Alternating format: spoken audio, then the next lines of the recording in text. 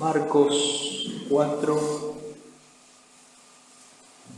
35.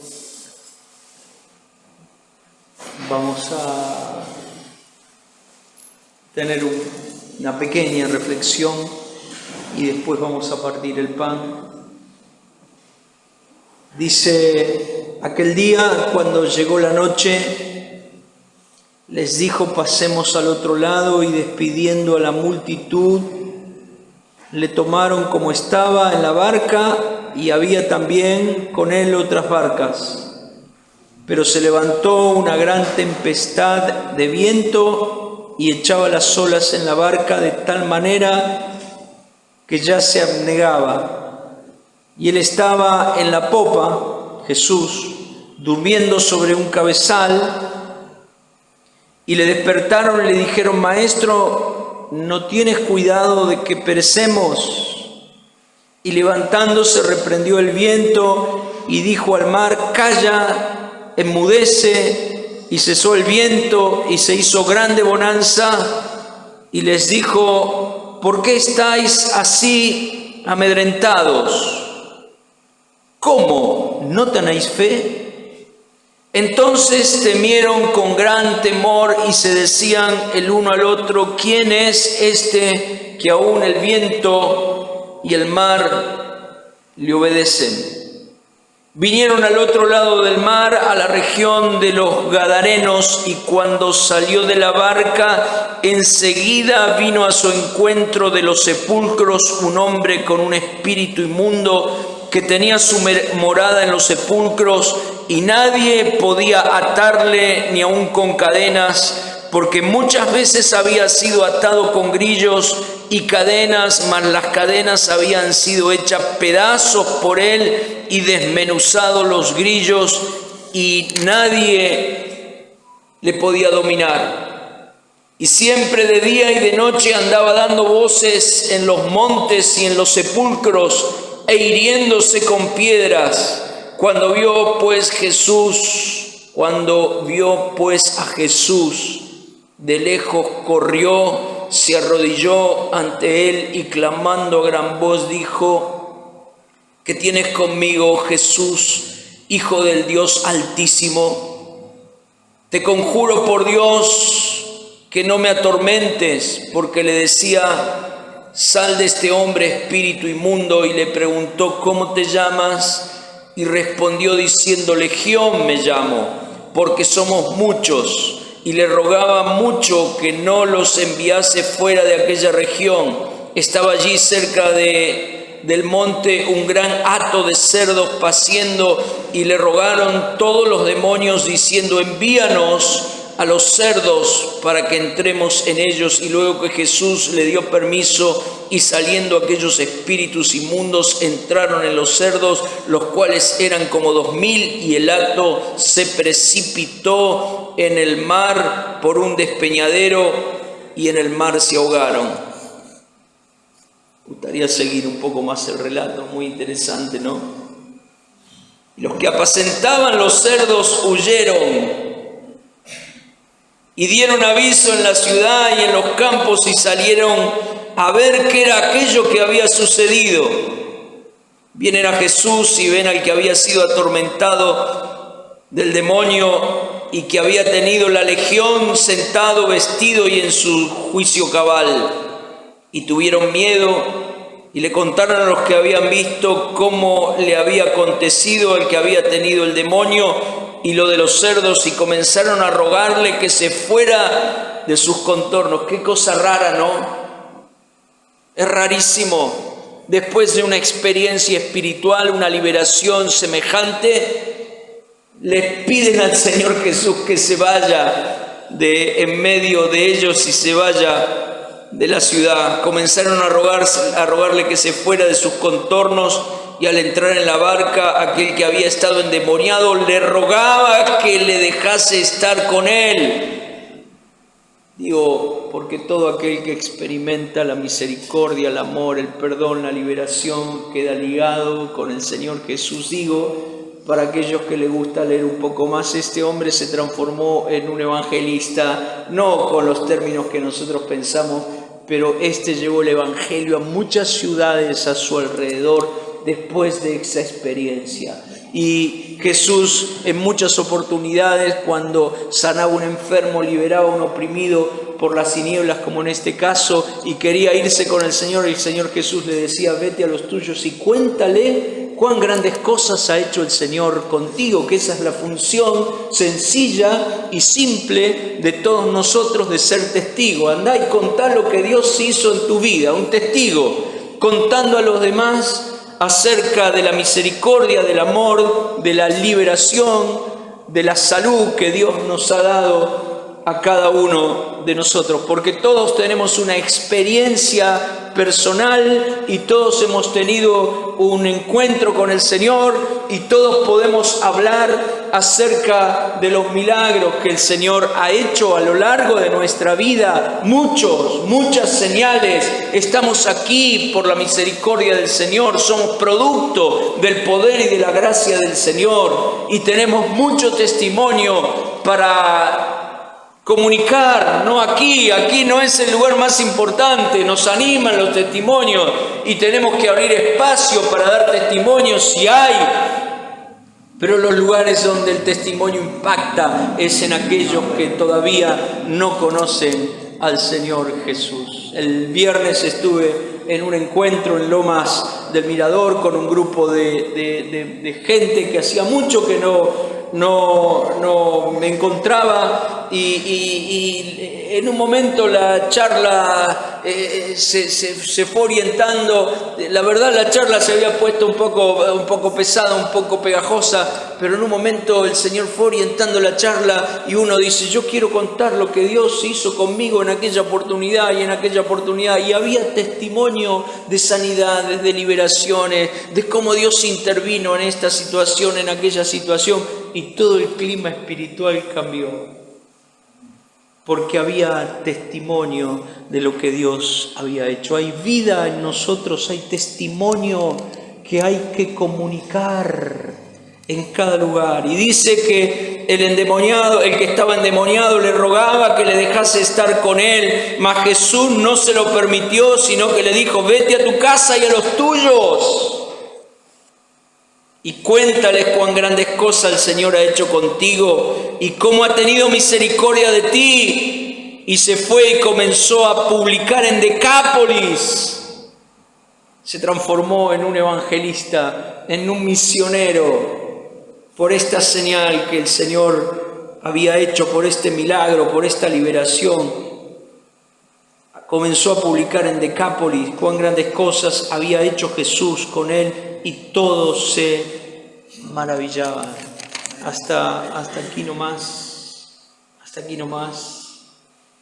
en la lectura de la palabra. Les decía que en la semana me levanté con este pensamiento: días y tiempos tormentosos, días y tiempos tormentosos. Digo días y tiempos porque a veces hay días que uno puede decirle al otro: hoy la verdad no estoy en un buen día, hoy las cosas la verdad no salieron. Vieron como aquel que dice: el parto vino de cola. Las cosas no salieron como pensaba, tuve un día de aquellos, y uno puede decir son días tormentosos. Pero en algunas oportunidades los días se transforman en tiempos. Y entiendo que no es solamente algo que nos pasa a cada uno de nosotros, de vivir días y tiempos tormentosos. Miren, cuando el apóstol Pablo le ruega al Señor 3 veces acerca de un aguijón que él tenía en la carne. Y dice: le rogué 3 veces al Señor, y el Señor le respondió: bástate mi gracia, porque mi poder se perfecciona en tu debilidad. Para aquellos que les gusta profundizar un poco más en la Escritura, yo siempre tenía la idea de que rogó 3 veces, le rogó lunes, martes y miércoles, o le rogó a la mañana, a la tarde y a la noche. Pero la palabra no nos da mucho acerca de esto, pero cuando uno se mete a investigar un poco, dice que Pablo le rogó por 3 periodos largos de tiempo. 3 periodos largos, tiempos largos de dificultad, de un aguijón en la carne. Y no solamente de un aguijón en la carne, sino que Pablo se encarga de dejar en la Escritura para nuestro provecho que tenía un aguijón en la carne, un mensajero de Satanás, para que lo abofetee y para que él no se enaltezca a causa de las revelaciones.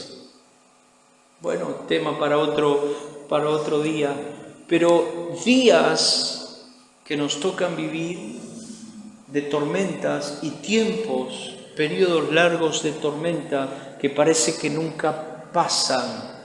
Pero todo lo que acontece en nuestra vida no es eterno. El único eterno es Dios, lo único eterno es su palabra. Pero las tribulaciones que nos tocan vivir, las tormentas que tenemos que enfrentar no son eternas, son momentáneas. Esta leve tribulación momentánea es leve, primero comparada con la vida del Señor Jesús. Es momentánea, significa que no es eterna, que pasa.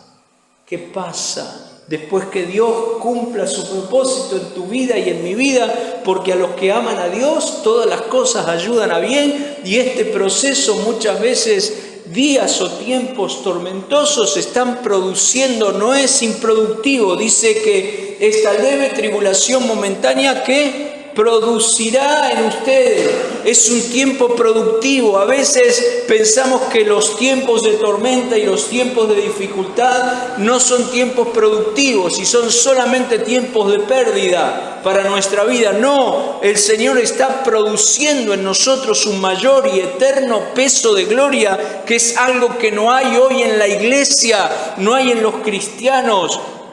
Estoy hablando de la iglesia en general. Hay muchos cristianos confesionales, pero pocos cristianos con verdadero peso de gloria, con contenido en su vida, el contenido de Cristo en lo cotidiano y en lo diario.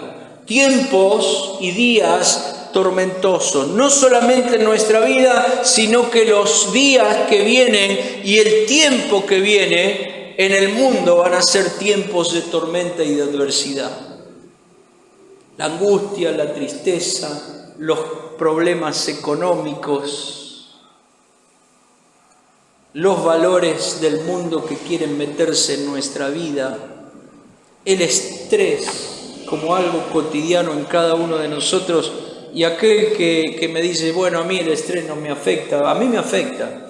Yo me siento estresado muchísimas veces y en muchísimas oportunidades, y encuentro el descanso solamente en la presencia del Señor, y encuentro el descanso cuando me encuentro con Él. Descanso espiritual, descanso emocional y aún descanso físico. Y el hombre y la mujer de Dios, el descanso físico muchas veces y espiritual no lo encuentra descansando en una cama o tomando solamente algunos días de vacaciones, que todos nosotros tenemos merecido días de descanso, pero en mi propia realidad me di cuenta que cuanto más sirvo al Señor, encuentro un refrigerio en mi espíritu, un refrigerio en mi alma y también un refrigerio en mi cuerpo. Una cosa contradictoria. Los hijos de Dios encuentran descanso sirviendo. Cuanto más servimos, más afilados estamos. Cuanto más servimos, más descansado estamos en el Señor y más consciente de su presencia, de su amor y de su misericordia. Y cuando vino este párrafo, días y tiempos tormentosos, vino a mi mente este pasaje, Jesús calmando una tempestad. Mire, una tempestad es más que una tormenta, es una tormenta elevada a la máxima potencia. Y la palabra de Dios nos narra que Jesús iba en la barca con los discípulos. Y miren, dice, aquel día cuando llegó la noche. Por lo general, cuando uno va a la Escritura, encuentra que Jesús no se pasó el día haciendo turismo, sino que se pasó el día enseñando qué es lo que pasa si uno lee los capítulos anteriores de Marcos, va a encontrar que Jesús se la pasó enseñando temas trascendentales para aquellos que estaban escuchando. Hay parábolas que el Señor Jesús enseñó ese día. En el capítulo 3, si uno da vuelta a la página, en el versículo 7, nos narra la Escritura que Jesús sanó a muchísimos que les habían traído y la gente se agolpaba sobre la vida del Señor Jesús. Miren, dice el versículo 7 del capítulo 3, para entender lo que pasó aquel día y cuando llegó la noche. Mas Jesús se retiró al mar con sus discípulos y le siguió una gran multitud de Galilea, de Judea y de Jerusalén y de Idumea, del otro lado del Jordán y de los alrededores, de Tiro y de Sidón, oyendo cuán grandes cosas hacía. Grandes multitudes vinieron a él y le dijo a sus discípulos que le tuviesen siempre lista la barca a causa del gentío, para que no lo oprimiesen, porque habían sanado a muchos, de manera que por tocarle cuanto tenían plagas caían sobre él. Era tremendo.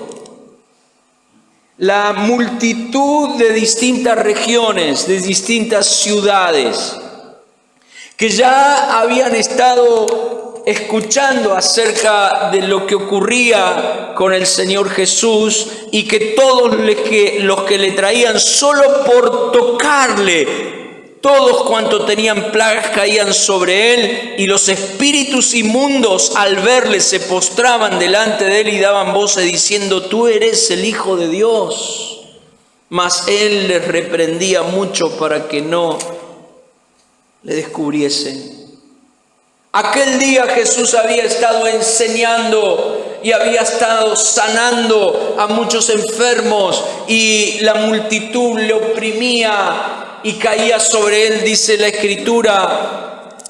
Y cuando llegó la noche, después de un largo día de enseñar y de sanar enfermos y de liberar a oprimidos por el diablo, porque también necesitamos recordar que el Evangelio que es Cristo es un Evangelio completo, el Evangelio que es Cristo mismo, el Señor Jesús salva, el Señor Jesús sana y el Señor Jesús liberta de aquellos que tienen espíritus inmundos y viven bajo la maldición de las tinieblas. Y no es solo una frase que se usa en campaña, es la única y absoluta realidad. Jesús salva, Jesús sana y Jesús liberta. Y dice que cuando llegó la noche de aquel día, les dijo: pasemos al otro lado, y despidiendo a la multitud le tomaron como estaba, entraron en una barca, y dice que cuando comenzó la barca a navegar hacia el otro lado, las barcas, estamos hablando de una barca de hace más de 2000 años atrás, era una barca precaria, barcas de pescadores,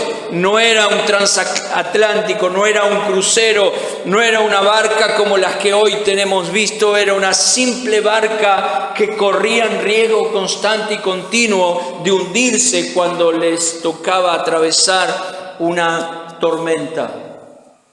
Y dice que la tormenta, la tempestad, comenzó a golpear fuerte sobre la barca, y comenzó a golpear fuerte sobre la vida, y no solamente la vida, sino la fe de los discípulos.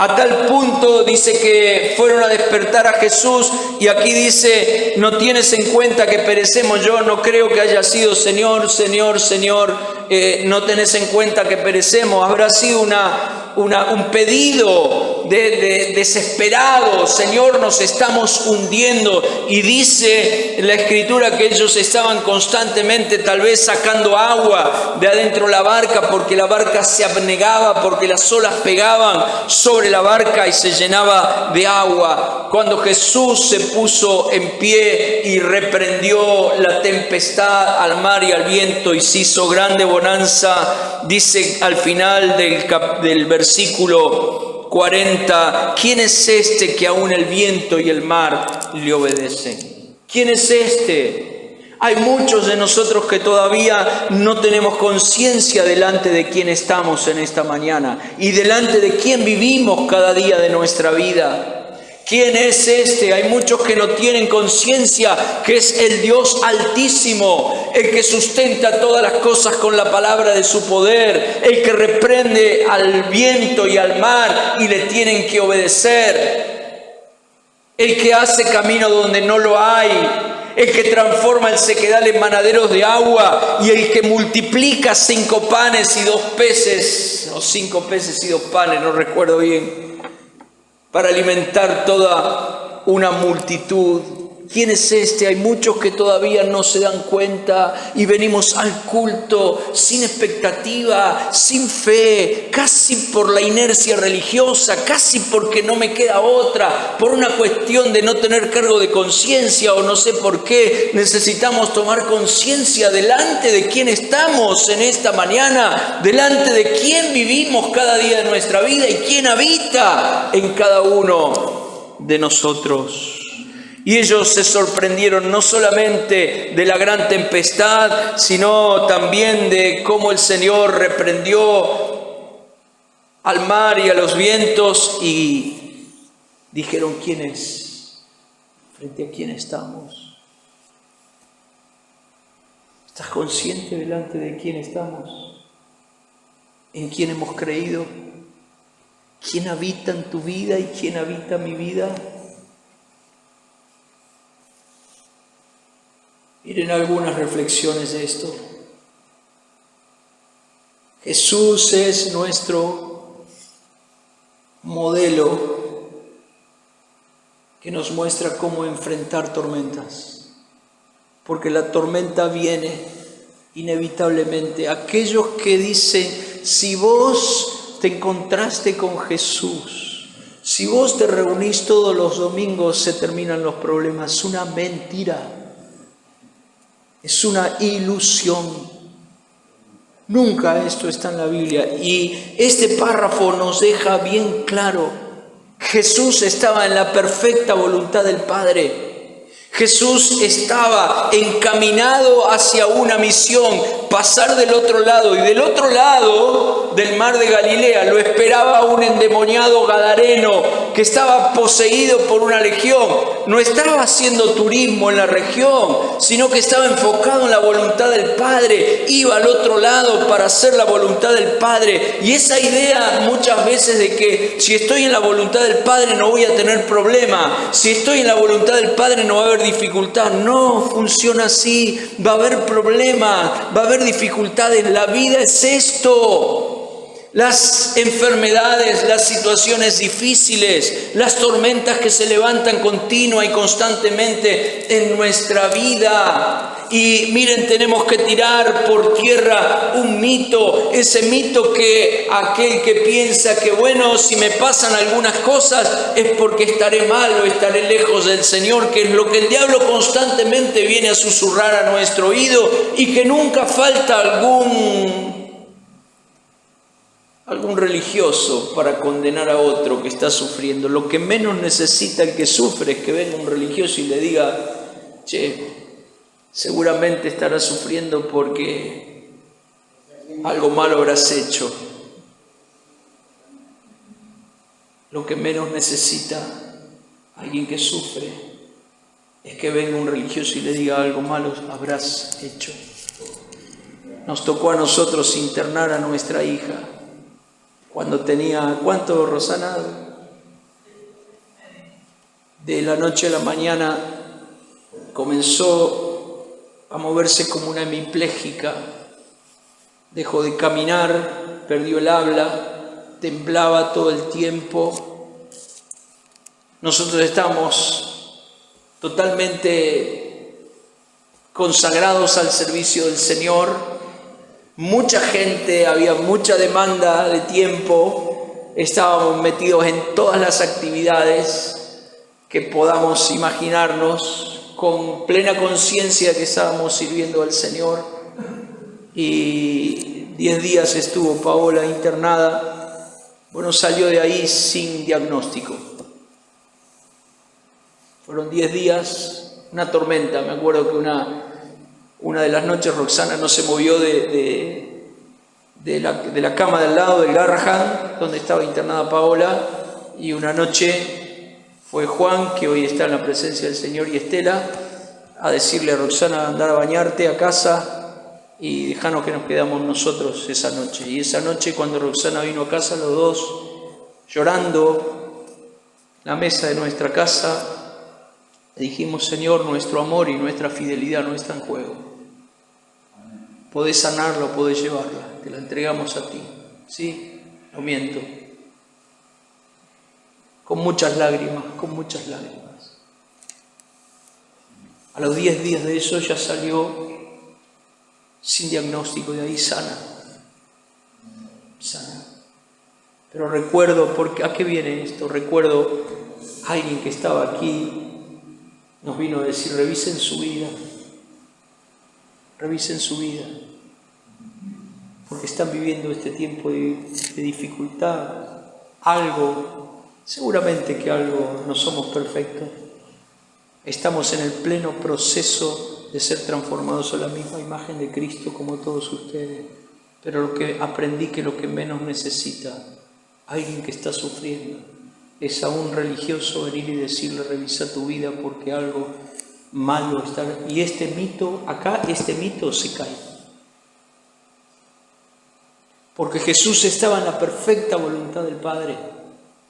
Porque la barca de Jesús estaba encaminada hacia donde tenía que ir. Y del otro lado del mar de Galilea, ahí se iba a encontrar con un endemoniado que iba a ser liberado. Y ese endemoniado iba a predicar el Evangelio, iba a hablar acerca de las maravillas de Jesús. Jesús tuvo una vida de tormentas. Jesús tuvo una vida cruzada por las tormentas, desde que nació hasta que se fue a la presencia del Padre. No es que no tuvo problema el ministerio de Jesús, no es que Jesús podría decir: los discípulos estaban 10 puntos, la verdad, eran una joyita, no había ninguna dificultad. ¿Era así? No. Más de un dolor de cabeza le dieron los discípulos al Señor, y les habló, y les habló, y les habló, y ellos no entendían. Hasta que el Espíritu Santo vino y ellos comenzaron a funcionar. Pero los discípulos no eran una joya. Los judíos y los religiosos de la época los persiguieron continua y constantemente durante todo su ministerio público, tratándolo de engañarlo. Y en algunos casos de matarlo, dice la Escritura que en alguna oportunidad quisieron que cayera por un precipicio, pero el Señor Jesús se fue. Obviamente que la voluntad del Padre era otra, ¿no? Estaba en la perfecta voluntad del Padre. Así que la dificultad con los religiosos de la época, Jesús estaba en situaciones de constante conflicto y tormentas. El Imperio Romano,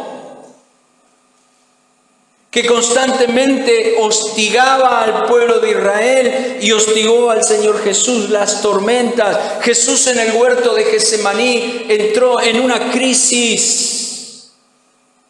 Estoy angustiado y entristecido hasta la muerte. Velen y oren conmigo. La vida del Señor Jesús es una vida atravesada por situaciones difíciles y por tormentas, y nos muestra que la vida es esto, y que el hombre y que la mujer de fe no es aquel que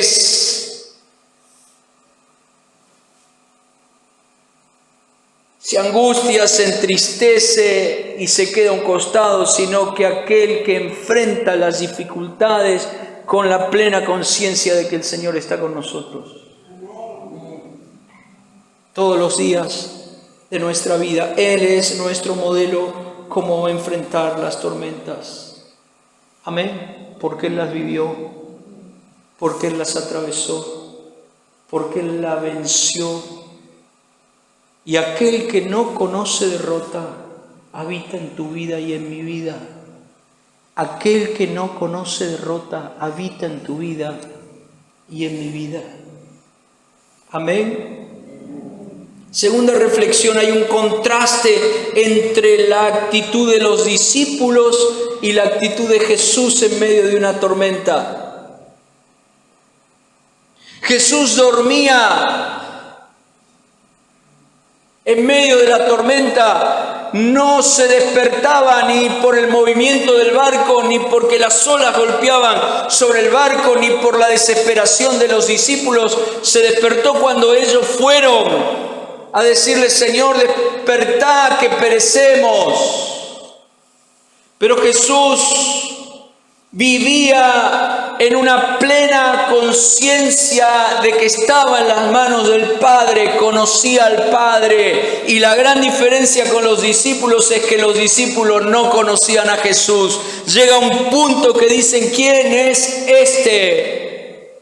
Porque cuando uno tiene plena certeza y conciencia en manos de quién estamos, quién es que habita en nosotros, podemos descansar aún en medio de las tormentas más difíciles que nos toquen enfrentar en la vida. Un contraste enorme entre aquellos que conocen y tienen una experiencia con Dios, con aquellos que solamente tienen una relación superficial.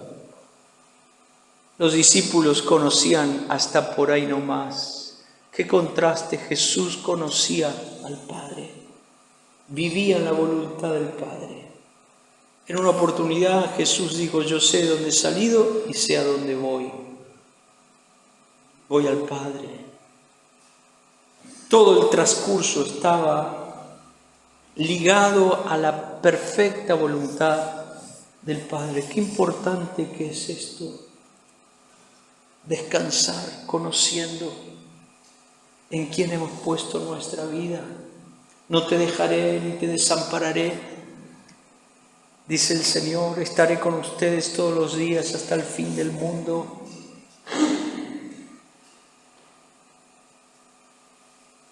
En momentos de crisis, ¿en quién deposito mi fe?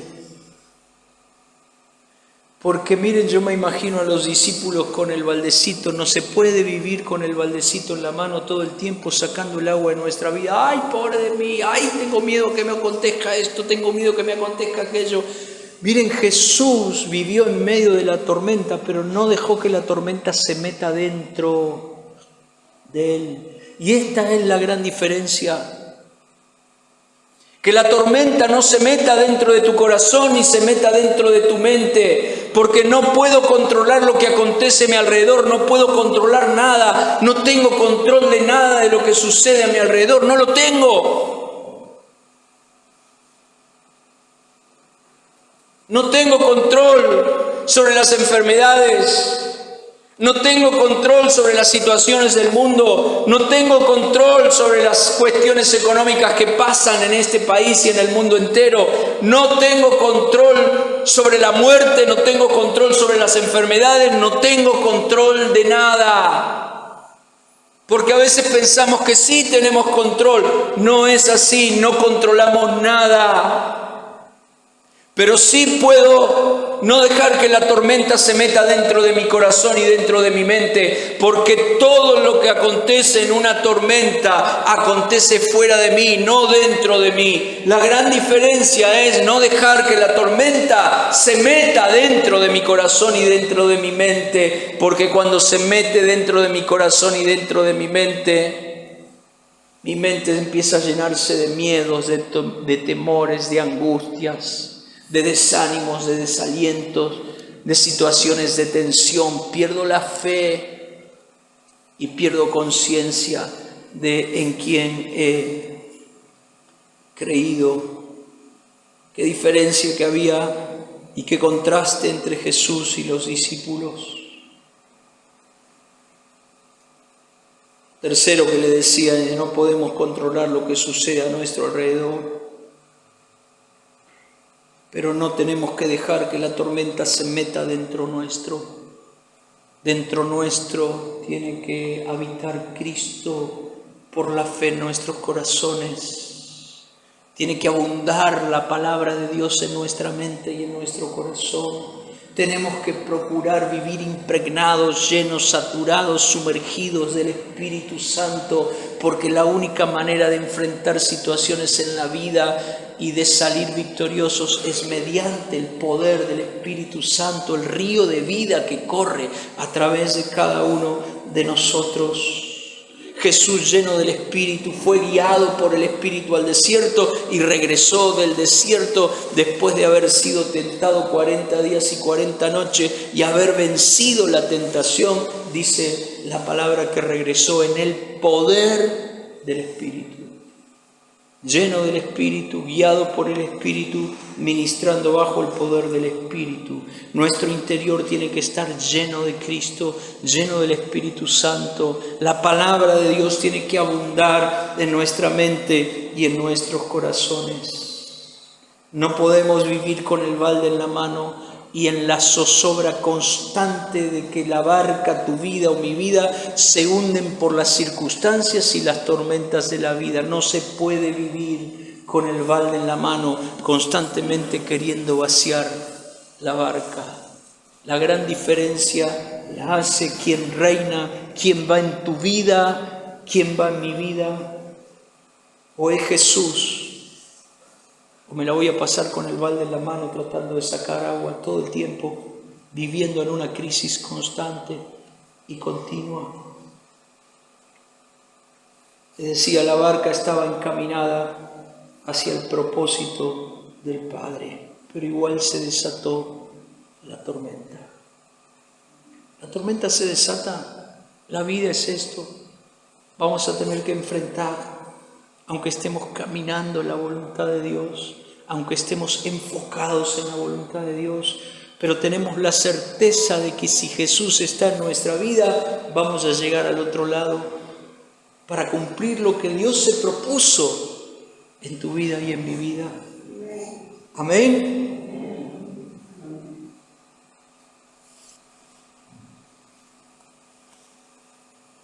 ¿Por qué estáis amedrentados? ¿Por qué tienen miedo? ¿Por qué tienen temor? ¿No estaban conscientes de quién era el que estaba en la barca de ellos? Dice que Jesús reprendió. Miren, algunos dicen que fue una tormenta, no está comprobado. Puede ser una tormenta que se desató naturalmente, y puede ser una tormenta que las mismas tinieblas levantaron ese día.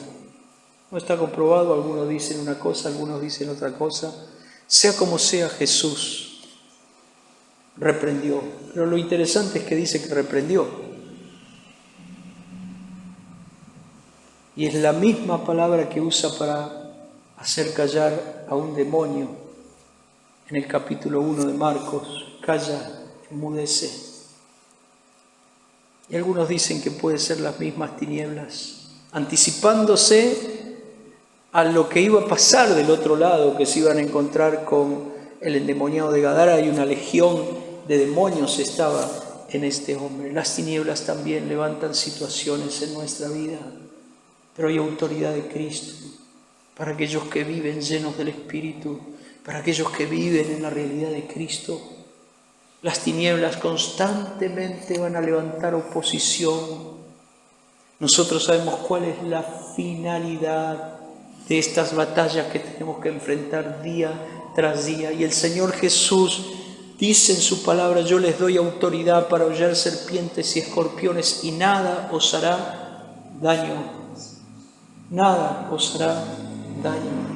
Vayan, sanen enfermos, limpien leprosos, resuciten muertos, echen fuera demonios. Hay una autoridad delegada para aquellos que viven en la realidad de la presencia de Dios, para aquellos que viven impregnados del Espíritu Santo. Las tinieblas tienen que retroceder cuando hay un hombre y una mujer llena de su Espíritu, cuando hay un hombre y una mujer impregnado, cuando hay un hombre y una mujer que viven en la realidad de su presencia. ¿Cómo no tenéis fe? Lo último que digo, era un problema de fe. Era un problema de no tener conciencia de quién estaba en la barca. La fe se puede enfermar, la fe se puede debilitar, la fe se puede perder. Algunos naufragaron en cuanto a la fe, dice en una de las cartas de Timoteo. ¿Y cómo crezco en la fe? La palabra de Dios dice que la fe viene por el oír y el oír palabra de Dios. No solamente lo que comunicamos de aquí adelante, sino en la comunión íntima con Él, escuchar a Dios, escuchar a Dios. ¿Cuánto hace que no hay una palabra de Dios en tu vida? ¿Cuánto hace que tu oído no está sensible? ¿Cuánto hace? Porque una palabra de Él hace más que 1000 palabras nuestras. Un toque de Él hace más que 1000 toques de pastores ungidos. La fe viene por el oír y el oír palabra de Dios, escucharlo a Dios, discernir su voz. Él dijo, mis ovejas conocen mi voz y me siguen. Escucharle, discernir su voz, caminar en pos de Él. La fe viene por el oír y el oír palabra de Dios. Dice también en Romanos que Abraham se fortaleció en fe, dando gloria a Dios, dando culto al Señor, honrando al Señor. El culto no solamente congregacional, el culto personal, el tiempo dedicado, el tiempo consagrado para honrar al Señor. Un tiempo, Señor, voy a apartar para honrarte, para bendecirte, para darte gloria. En lo personal es tiempo de recuperar el culto personal y el culto en casa. El tiempo, no de esta manera donde hay uno adelante, no, la sencillez del culto de bendecir a Dios. Señor, aquí está mi vida, te bendigo. Y si podemos juntarnos con el esposo, con la esposa, con los que tienen hijos, un momento simplemente para honrar a Dios y bendecir a Dios. Pablo y Silas en el calabozo de más abajo, a la medianoche después de haber sido azotados, comenzaron a llorar y a lamentarse amargamente por lo que le estaba sucediendo. ¿Sí? No. Quisieron dar culto a Dios. Comenzaron a honrar a Dios y a bendecir a Dios. Y un gran terremoto sobrevino porque la alabanza responsable, el culto personal,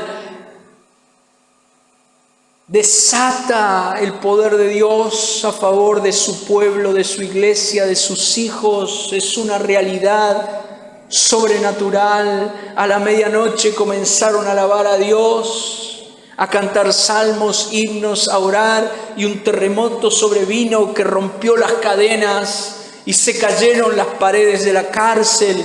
Mi hermano, mi hermana, el culto personal, no solamente, miren, la calidad del culto del domingo depende de la realidad de todos nosotros, de lo que pasa en la semana. ¿Se entiende lo que digo? Amén.